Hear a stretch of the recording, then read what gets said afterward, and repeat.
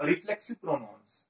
Pronouns that are used when the subject and object refers to the same person. For example, myself, herself, yourself, itself, himself, themselves, and so on.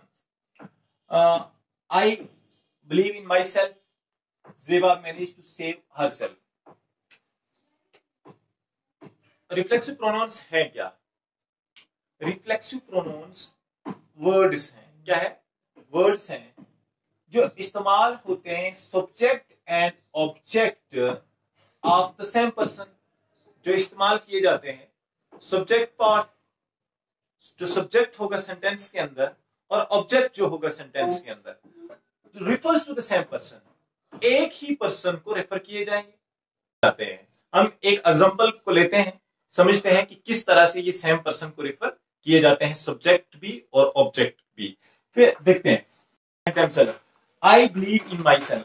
ये आई जो है subject है and my self जो है object है. ये my self जो है सेम पर्सन आई को जो क्या किया जा रहा है, रेफर किया जा रहा है. इसी तरह Zeba manage to save her self.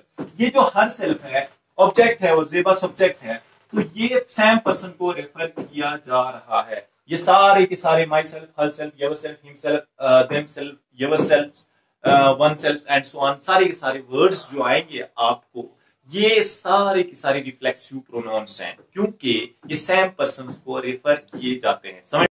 हमारे YouTube चैनल को सब्सक्राइब कीजिए, लाइक कीजिए और शेयर कीजिए ताकि हम जैसे बच्चे लॉकडाउन में घर बैठकर एजुकेशन हासिल कर पाएं. Thank you.